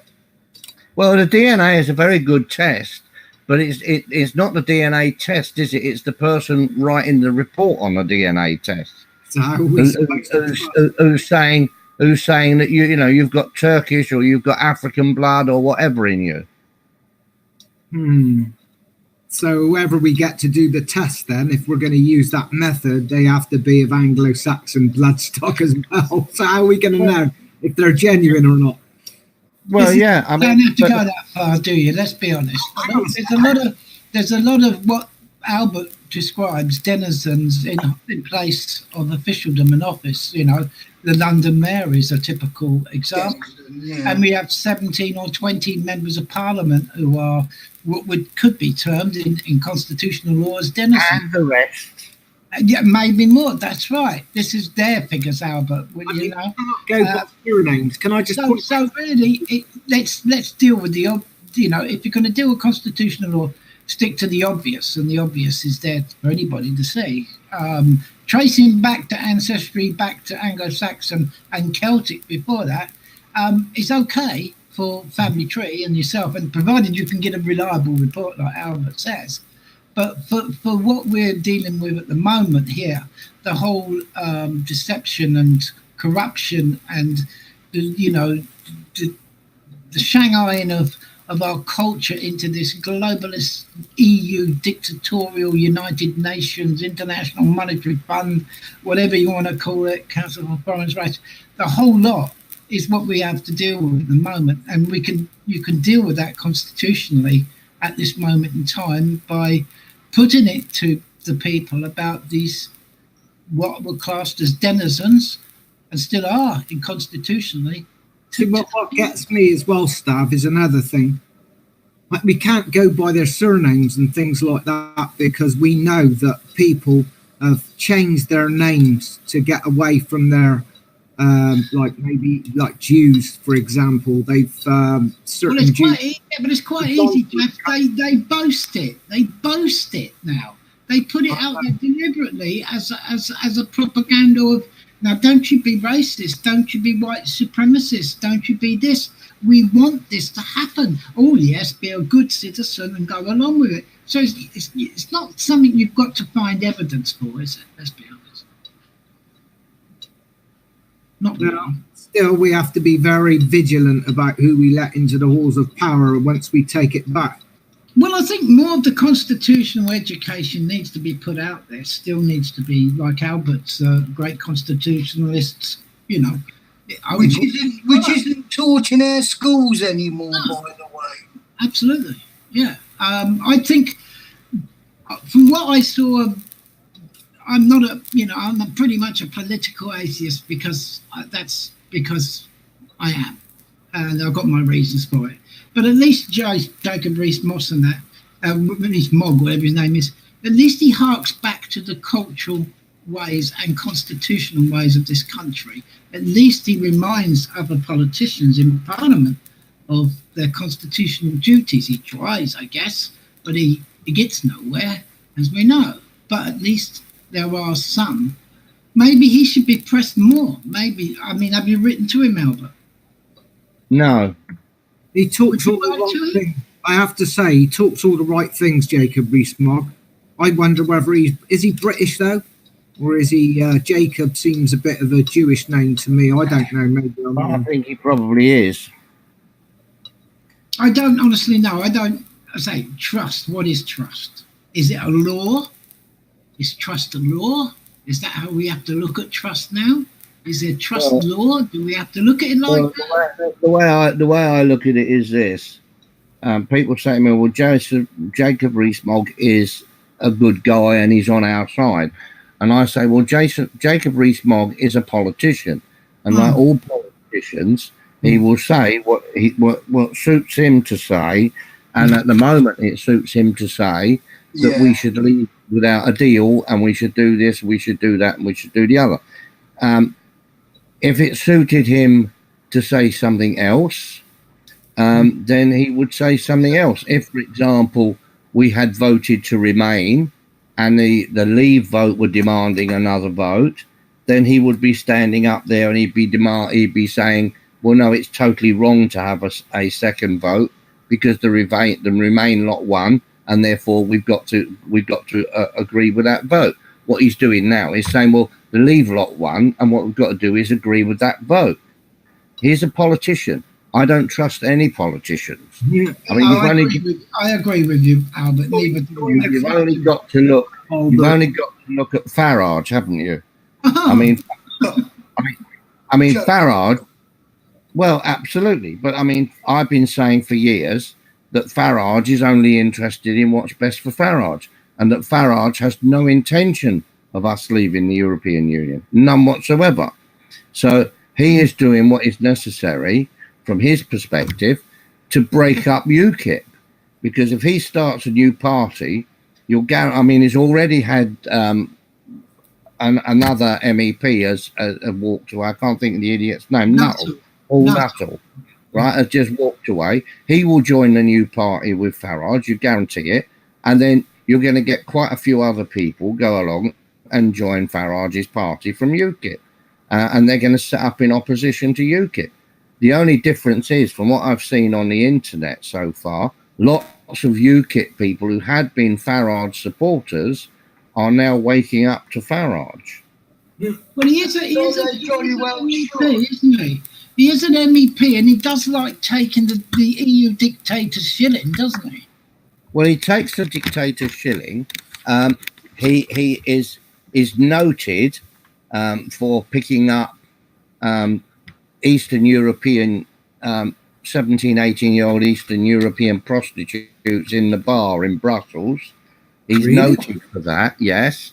He said in he wrote a book about his life, and he said in his book about his life that he had two weaknesses. One is women and one is alcohol. And he said that in his book. His wife gave him the elbow recently, didn't she? Because he had one woman too many. Was this the German lady? Yeah. Well, I didn't know. No. And So the way he led the Leave people into a cul-de-sac. No sooner than the vote went through, he stood down. When was the main time for him to keep going forward? Well, absolutely. He should have put UKIP on a war footing to fight a general election. Exactly. And if he had done that, then there's every possibility that UKIP could at least have become the main opposition. Yeah. I don't think there was anybody on that night when I watched it, anybody more shocked at the result than him himself. Well, he conceded the result, didn't he? Let's not get ahead of ourselves here. You can't condemn a man for liking beer and women, right? However, I've met Vera, and I have to tell you, she's womanized most of my life, and I like the odd glass of ale myself, right? But however, I believe that once a man has been hand fastened or wedded, then he should remain loyal to his partner for life. That's my belief. But apart from that, anything goes. But that's just my thought. That's just my thoughts on it. That's my tuppence worth. If he's done that behind his wife's back, then that's what he's got to deal with his wife. And what's he going to do behind the people's back? And if he gets a rolling pin wrapped round his head, then that's his problem. So that's between. But we were talking about he's so anti-EU, he takes their money. Yeah, I see. That's at the end of the day, to me, I don't care about all of the rest of the hogwash, what he's supposed to have brought the Brexit. Well, no, actually, it wasn't him who announced a Brexit referendum. It was a certain guy called, and I'm not sticking up to him because I'm a political activist anyway, or any of them, was David Cameron in a manifesto in an election which they won, and he gave the referendum. I don't see Nigel Farage being the Prime Minister at that time. Or am I wrong? The way I look at politics is, although, I know the term, I know you fond of the term political atheist. Politics encompasses all of our lives, whether we like it or whether we don't like it. We're a hierarchical species, right? At some point, no matter what happens, if you got rid of all the powers that be, you'd have a power vacuum and somebody would fill it. That's our nature. It's what we do. We'll always have leaders and we'll always have followers. But Jeff, there's a difference, right? I believe in the Anglo-Saxon warrior code. I believe in a reciprocal two-way agreement. I do not believe with political parties you can actually achieve such a thing. Well, I think the way I think party politics doesn't work. That's my opinion. I think we need to scrap the whole system of party politics and put in a system where the country is run by the people, for the people somehow. Either set up massive people's conferences and people's committees with just everyday people to determine how our future goes and where we go as a nation, as a realm. Well, if you don't have reciprocity, then if you don't have a reciprocity, you cannot have a point where you can stand up and say they're public servants. They don't have to be. Mm-hmm. They don't have to be public servants in that case. You can't have that in politics. You can't have anything more undemocratic than a whip, can you? No, not really. It doesn't sound very democratic to me. Exactly. Right? Well, it's actually illegal. It's actually illegal because the Bill of Rights says that votes in Parliament should be free. And if you're being whipped to vote the way your party want you to vote, it's not a free vote, is it? Yeah. No, exactly. It's to be done away with straight away. Yeah, I think we need to get rid of the whole party politics system and have something proportionately represented somehow so that it's a fair... Well, what you need is independent members of Parliament who are answerable and recallable by the people who elected them. So you have independent MPs who are answerable to their electorate where they come from, And if they don't do a good job for that electorate, then the electorate can recall them and sack them and hold a by-election and pick somebody else. And we need a way of being able to remove these scumbags at any given time peaceably by some mechanism. Yeah, well, that is a mechanism, Jeff. If their constituents call for them to be taken down in a by-election, that's a way of replacing them without any violence. No, if it works, I'm all for it. If it's a system that works, then that's what we've got now is clearly corruptible. Because one of the demands of the Gilets jaunes, the yellow vests in France, is that they want a similar system or the same system as the Swiss with direct democracy. They don't want a Republic of France anymore. They don't want certainly an EU, and they certainly don't want no, bourgeoisie government ruling over them. Monarchy, because if you haven't got a monarchy, you've got a republic. Well, they want a direct democracy. It's one of their demands. I was reading their demands that they were putting up the other day, and this is why I say there is a grassroots element to it. It may get infiltrated by politicians and political parties later or down the line, but at the moment I couldn't find any affiliations with political parties or trade unions or anything like that. So that's what I couldn't find it. I didn't, I've only done a little bit of research on it, so I kind of think that the majority of it is pretty genuine grassroots rural French people, not the cities. But there may be one or two things where somebody have come up with a little connection with some political man who belongs to Brussels, who's married to somebody who's a yellow jacket, and the conspiracy theories will roll. Of course, I'm prepared for that, but I only just really quickly breezed over this because PJ said we're talking about this on Sunday, so it's only a couple of days of me looking a little bit. So, but I'm not prepared to say, well, it's definitely this and it's definitely that. But that's what I found. Now, Jouster wants to say something, I think. Yeah, I was just about to mention that. Just about what you were saying now, you can't have anything until you've got honest people.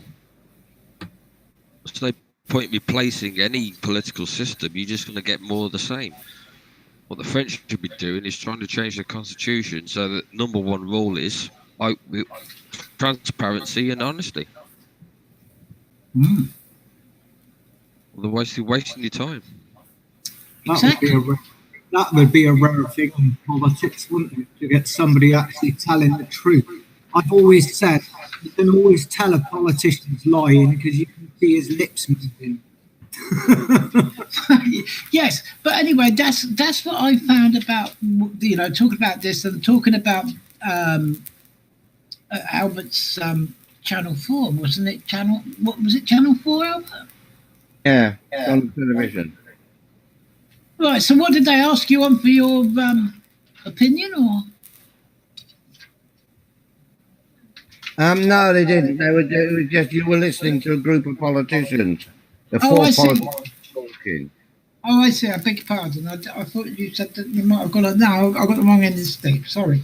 I apologise. I think also a good idea would be once we've dealt with the Islamic problem, if you will.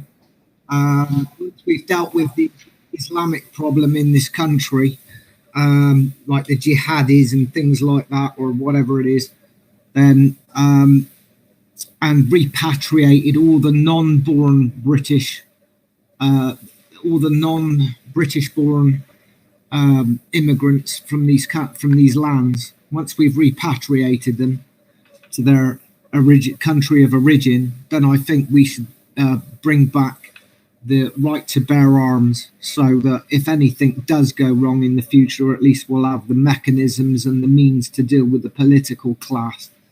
If you look at it, if we threw out all of the immigrant criminal gangs, we have West Indian Yardis, we have the Italian mafia, we have the Eastern European mafia.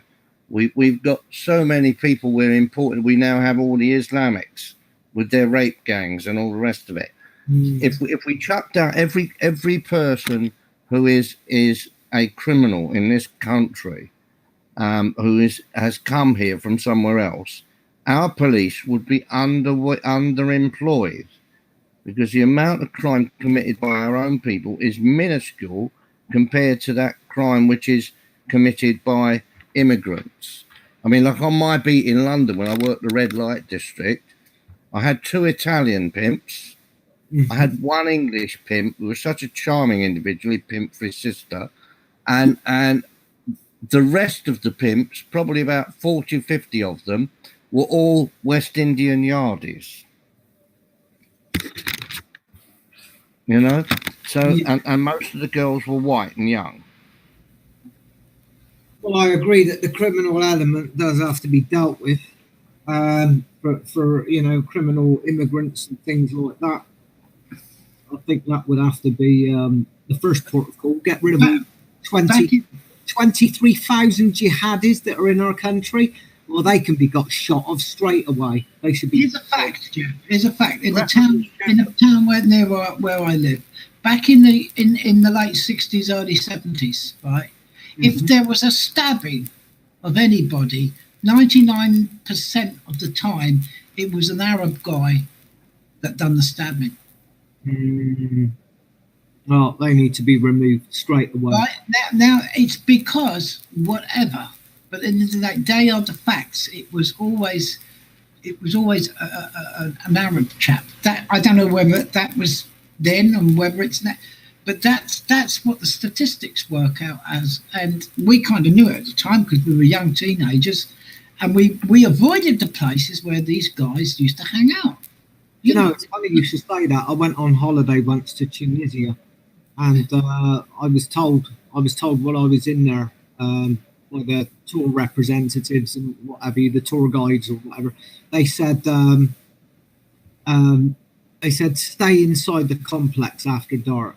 Said it's all right, it's a great country, no problem, but if you go out after dark, you could be putting yourself at risk. And I was told that by the tour, the holiday representative, from, I can't remember what it was now, Thomas Cook or something like that. But they said, stay inside the complex after dark. Do not leave the complex, they said, because it can be dangerous and people do use knives out there. That's what I was told. So, we did. After dark, we stayed inside the complex. Yeah, and you know what? These weren't government statistics. We were young teenagers. We saw these things happen. These were factual because they were truths because we experienced them. Not some internet article dragged up by somebody who found it on a web page that somebody else didn't find. These were truths because we lived there. So experience truths. Yes, yeah. And people can say what they like about that or have thoughts about whatever they like. That's the facts and the truths. Well, the way I look at it is if they're good for the country, whoever it is, if they're good for the country and they work hard and they're no problem, they've integrated, then I've got no problem with them. If they're not integrated, if they want to take over our country and create a caliphate here or whatever, and try and move themselves into positions of power and get territorial, then I think that particular type have to be dealt with, have to be chucked out. I mean, throw them off of BG Ed for all I care. I don't care. If they think, they're climbing at the moment, Jeff. They're climbing up BG Ed. Yeah, that's the problem. That's the problem, isn't it? If they're not willing to integrate or committing criminal acts out. Yeah. And that is something else that's very unreported or doesn't go reported at all. Along the south coast, a lot of people come in and nothing is said about it. Yeah, but the south coast belongs to the Arc de Manche. Well, allegedly on a piece of paper, what's a piece of paper, as Enoch Powell said, Yeah. It's a piece of paper at the end of the day. And they're not legal or lawful contracts or agreements anyway, are they? As we know, constitutionally, they're all illegal, as Albert would say, unlawful, illegal. So, Mm-hmm. Yeah. constitutionally they are, yes, absolutely. So we are where we are, I suppose. And of course, the thing is, if a miracle was to happen, some people said it would be a miracle.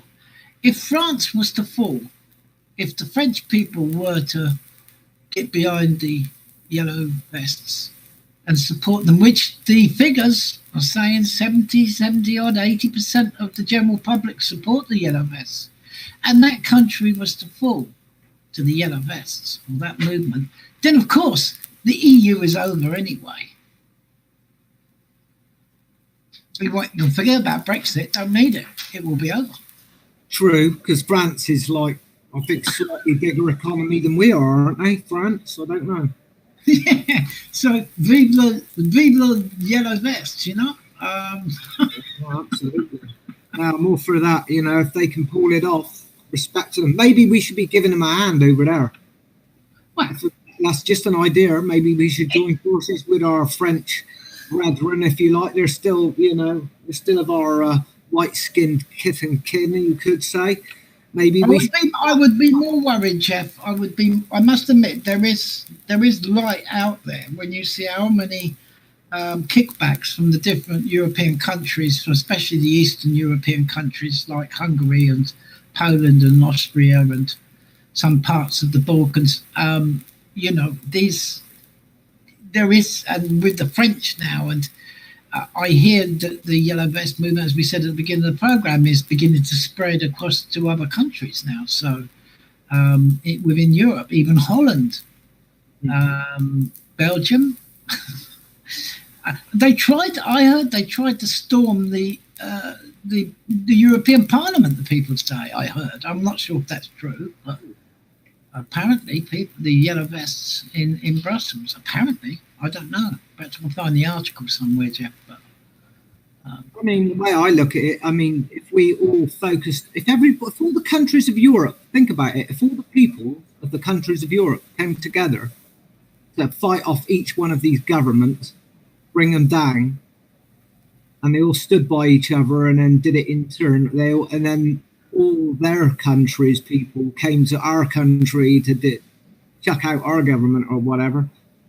I mean, I don't know, it probably needed, is it, all that? I don't know, it's just an idea, but I mean, we should stand united. We're all, at the end of the day, we're all the same blooming, you know. But I think Brexit could be a catalyst to the unfolding of the EU, because it was the first sort of kickback by people through a referendum, and then you've got the Trump election, which not many people predicted, but I could see happening at the time.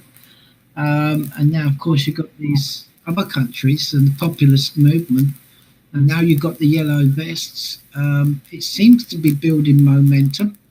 It's definitely building momentum. Yeah, to steal a name from the opposition, the socialist momentum. You know, but it's not a socialist thing. It's not just a socialist thing. It is organic and it's real. Yes, and it's from the heart of the people of the country. Yes, they stole the word again, bastardised the words left, right, and centre, haven't they? Words. So yeah, but they try to demonise it in any way they can. Yeah. So I mean, there is light. So let's not get too despondent, really, which is why I'm interested in this movement, and I've done a bit of research, and I'm glad PJ put the I'm not despondent, I'm hopeful. What I would like to do is raise an army, fashion some weapons, or get some weapons together somehow, and lead the battle. I'd lead the charge into the battle. Now, I did used to speak to a few people in via communication a few years ago, and they were in Pas-de-Calais and Boulogne, that way, peninsula. Now, most of them people belong to gun clubs, and they all had guns.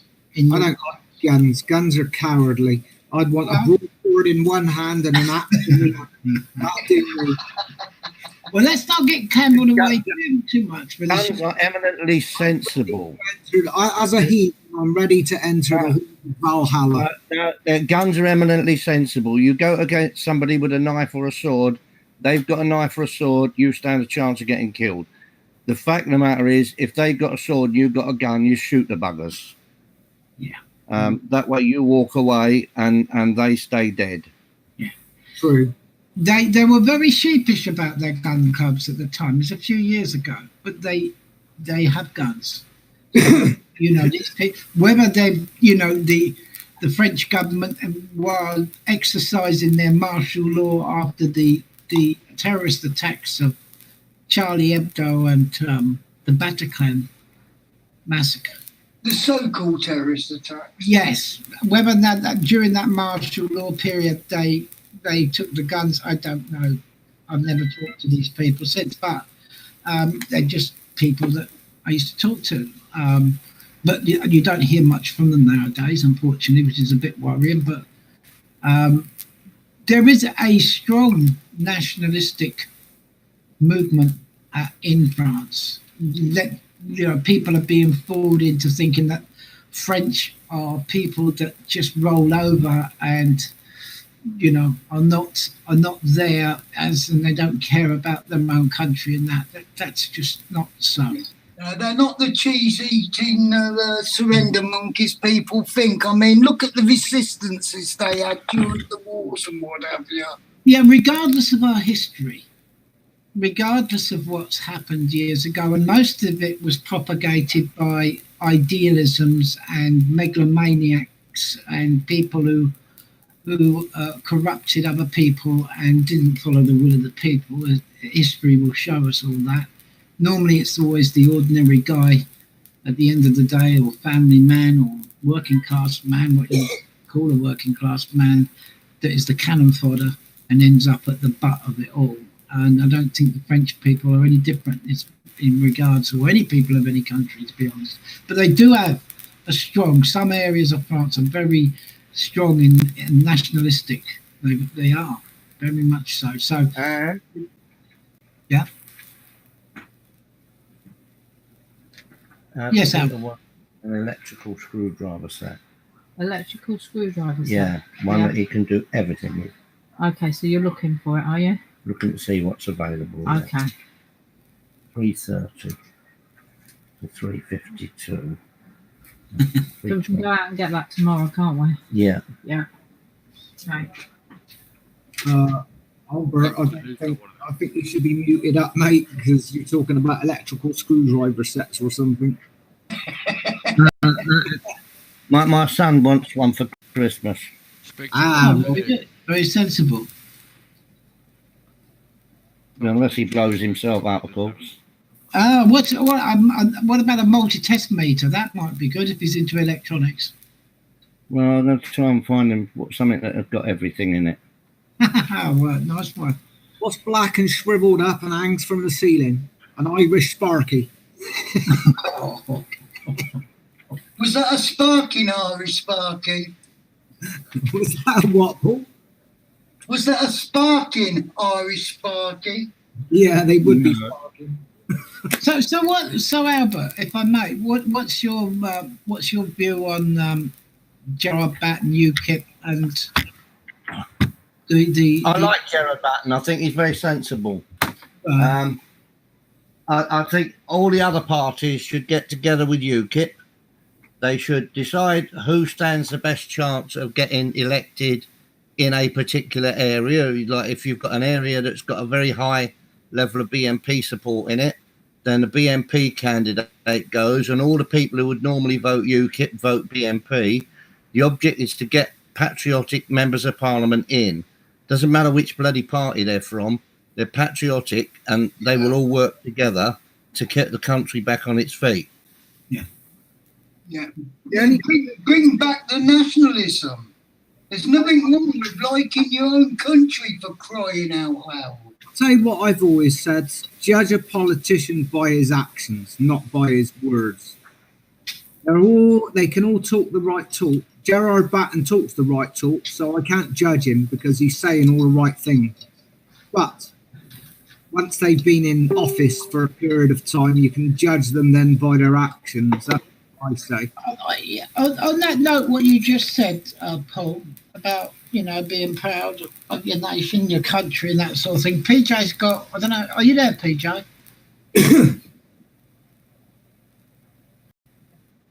Yep. Do you want to read that quote from Roosevelt out? Yeah, I can do if you want. What now? Because I'm not sure whether you wanted to wrap it up at 9 o'clock because of the 2 hours, or whether you wanted to go on. But I've got to go and take my dogs out in a minute. So Yeah, I'll go on, finish off. But don't close the show because of me. If you want to continue, then continue. No, I'm going to do that anyway. I'll read this out then. Yeah, this one on patriotism, is it? Yes. Right. Patriotism means to stand by the country. It does not mean to stand by the president or any other public official, save exactly to the degree in which he himself stands by the country. It is patriotic to support himself insofar as he efficiently serves the country. It is unpatriotic not to oppose him to the exact extent that he, by inefficiency or otherwise, fails in his duty to stand by the country. In either event, it is unpatriotic to tell the truth, or not to tell the truth, rather, whether about the president or anybody else. And that's a quote from Theodore Roosevelt, is it? That's it. Yeah. It's unpatriotic, not the truth. It's unpatriotic not to tell the truth, whether about the president or anyone else. Right. That's fair enough. In that case, I think I fit all the check boxes for that because I'm a true patriot in that case. I've got some other quotes here if anybody wants to have a quick listen.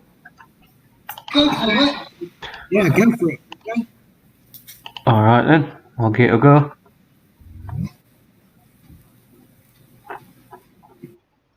Great men on the subject of patriotism. We must not confuse dissent with disloyalty. When the loyal opposition dies, I think the soul of America dies with it. Edward R. Morrow. Patriotism is your conviction that this country is superior to all others because you were born in it. George Bernard Shaw. Patriotism is the last refuge of the scoundrel. Samuel Johnson. When fascism comes to America, it will be wrapped in the flag and carrying the cross. Sinclair Lewis. To announce that there must be no criticism of the president, or that we are to stand by the president, right or wrong, is not only unpatriotic and servile, but is morally treasonable to the American public. 1918. Theodore Roosevelt. The government is merely a servant, merely a temporary servant. It cannot be its prerogative to determine what is right and what is wrong, and decide who is a patriot and who isn't. Its function is to obey orders, not to originate them. Mark Twain. I love America more than any other country in this world, and exactly for that reason I insist on the right to criticize her perpetually. James Baldwin. Heroism on command, senseless violence, and the loathsome nonsense that goes by the name of patriotism. How passionately I hate them. Albert Einstein. Please remember these words by these great men the next time you hear anyone's patriotism being challenged. Alright, some more quotes from some famous figures out there. Interesting quotes there.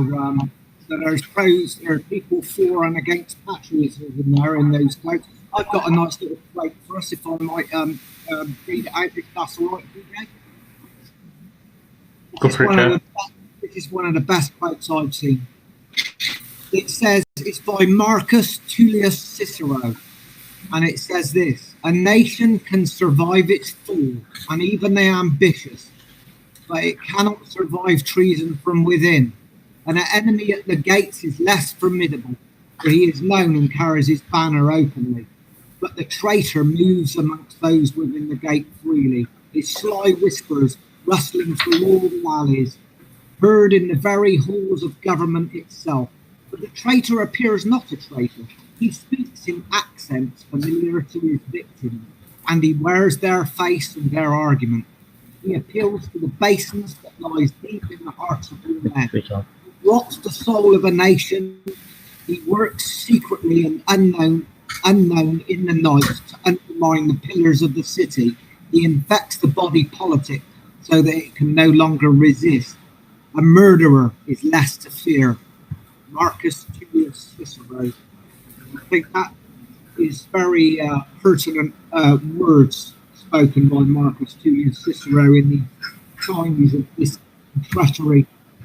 Yes, he was a very good philosopher. He also said, if I'm correct me if I'm wrong, politicians are not born; they are excreted. That's a good one. I like that. I haven't heard that one before. Yeah, I didn't go along with that one that patriotism are supremacists. I don't agree with that. Patriotism means you love your country so much you're willing to fight and die for it. Indeed, I agree. Nothing wrong with patriotism. It depends. It depends on whether you're being led by a bad king or a good king. And it depends on whether the code that you have, which is reciprocal between you and the people, is not broken. Exactly. Yeah, but that's why I'm up to thinking you should criticise your government if you believe them to be wrong. Freedom of speech is so important. If you know that you've got a corrupt government when they try to shut down freedom of speech, which is exactly what the government is doing right now. Shutting down. Anyway, guys, I've got to walk my dogs. I might be back if you're still here after the show, but thanks for turning out, putting on a good show, PJ. I think it was a great topic, and there will be more to discuss on this, I feel for sure. So, cheers, lads. I'll catch you all a bit later. No worries. Cheers, Dave. I'm going to end it here anyway, guys. We can leave after talk on, and I'm just going to end the stream. So, thanks for everybody turning up, and we'll be back next week with a different topic. Okay. Cheers, guys. Thank you. PJ.